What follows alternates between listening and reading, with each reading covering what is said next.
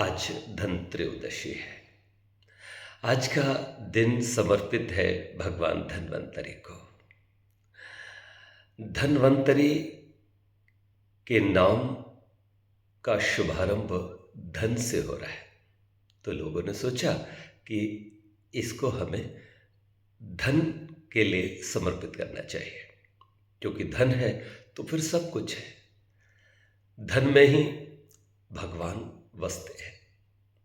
धन को इतनी महत्ता दे दी कि एक शायर को कहना पड़ा, जब तक जेब में पैसे हैं लोग पूछते हैं भाई साहब कैसे हैं। सच में धन न हो तो व्यक्ति को सुख का। लेकिन यदि मैं आपसे कहूं कि आपके पास बहुत धन है और वो खरबों रुपया है, किंतु आपके पास स्वास्थ्य रूपी धन नहीं है, आप बीमार हो, आपकी किडनी खराब हो गई है, आपको शुगर हो गई है, आपको बीपी बहुत हाई रहता है, आपको कोलेस्ट्रॉल बहुत बढ़ गया है, आपके टीबी या कैंसर का आपको रोग हो गया है, अब मुझे बताओ क्या आप सुखी होगे? सच ये है कि धन की उपेक्षा शास्त्र ने कभी नहीं की, लेकिन ध्यान रखना धन को कभी प्रथम रखा भी नहीं। धन को शास्त्र ने हमेशा दूसरे स्थान पर ही रखा है। धन से पहले धर्म को रखा है। इसलिए शास्त्र कहता है धर्म अर्थ काम मोक्ष, अर्थात धन तो कमाना, लेकिन धन धर्म पूर्वक कमाना। और फिर मैं आपको ये भी कहना चाहता हूँ, आज धन त्रयोदशी के अवसर पर लोग नाना प्रकार के उद्यम कर रहे हैं, उपयोग नाना प्रकार के करे जा रहे हैं कि धन आखिर बढ़े तो बढ़े कैसे। तमाम भगत, तांत्रिक, ज्योतिषाचार्य, पंडित लोग कह रहे हैं कि भाई ऐसे करके झाड़ू लाना, ऐसे करके कलश लाना, ऐसे करना है ना, तो आपका धन बढ़ेगा। अरे भैया, ये सब शास्त्र में कहाँ लिखा है? ये सब वैदिक मनुष्यों ने कब कहा है? पहला सुख तो निरोगी काया रहा है।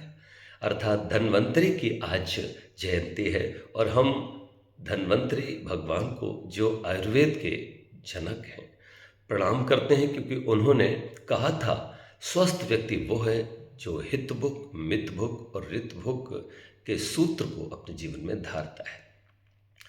इसलिए हम लोगों को हमेशा इस बात का ध्यान रखना होगा कि मेरे लिए हितकारी क्या है, और जो भी मैं खाऊं या जो भी मैं जोड़ूं वो मेरे लिए पर्याप्त हो, अर्थात उतना लो थाली में, व्यर्थ न जाए नाली में। मतलब ये कि हम सब कुछ कमाएं, लेकिन इतना ही रखें कि जो हम पर भारी ना हो जाए।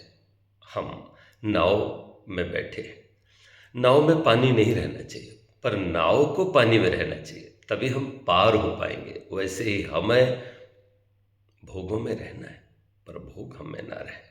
हाँ, इतना ध्यान रहे कि हम स्वस्थ हैं तो सबसे बड़ा धन है। और फिर ध्यान रखना, धन की समाज में पूजा होती है, पर थोड़ी देर के लिए।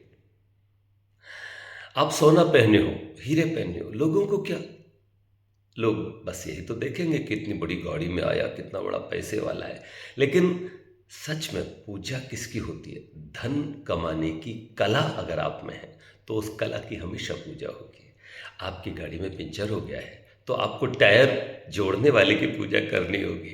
आपकी गाड़ी खराब हो गई है तो मैकेनिक की पूजा करनी होगी आपको। इसी तरह से आपके घर में कोई पानी की टंकी खराब हो गई है तो प्लम्बर की पूजा करनी होगी आपको। इसी तरह से लाइट खराब हो गई तो इलेक्ट्रिशियन की पूजा करनी होगी आपको। मकान बनवाना है तो आपको इंजीनियर की पूजा करनी होगी, राजमिस्त्री की पूजा करनी होगी। ऐसे ही आपको पढ़ना है तो अध्यापक की पूजा करनी होगी, और आप बीमार हो गए तो डॉक्टर की पूजा करनी होगी। इसी तरह से जो जो जिस जिस चीज़ की आपको रिक्वायरमेंट होती है, और वो जो व्यक्ति जिस चीज़ में पारंगत होता है, जिसमें वो कला होती है, तब आप उसके पास दौड़े दौड़े चले जाते हो।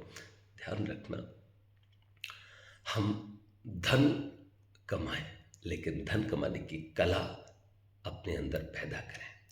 धन कमाना सीखें, लेकिन धन से पहले हमेशा धर्म को रखें, क्योंकि एक कहावत भी है ना, लक्ष्मी का वाहन उल्लू है।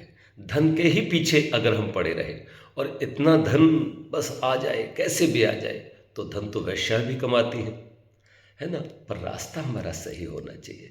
व्यर्थ की प्रशंसा, व्यर्थ की आ, अपने जो है कीर्ति हो जाए, मेरा नाम हो जाए, मेरा, है ना, वो टीवी चैनलों की तरह मेरी टीआरपी बढ़ जाए, उसी के लिए आप लोग अगर काम करते हो और छल भी करते हो, कपट भी करते हो, बेईमानी भी करते हो, गलत तरीके से धन अगर जोड़ते हो, तो निश्चित ध्यान रखना आप बहुत कुछ खो दोगे। आप स्वास्थ्य भी खो दोगे और धन भी कब कहाँ किसके साथ रहा है। अरे भैया, खाली हाथ आए थे, खाली हाथ जाएंगे। ध्यान रखना, देह मिट जाती है, बस प्यार अमर रहता है, आदमी का यहाँ व्यवहार अमर रहता है। तो धन त्रयोदशी की आप सबको बहुत शुभकामनाएं। समझदार को संकेत काफ़ी होता है, व्यर्थ के आडंबरों से बचें, धनवंतरी भगवान की पूजा करें, अर्थात स्वास्थ्य को अपने उत्तम बनाने के लिए जो भी उपक्रम है वो अवश्य करें। बहुत बहुत शुभकामनाएं।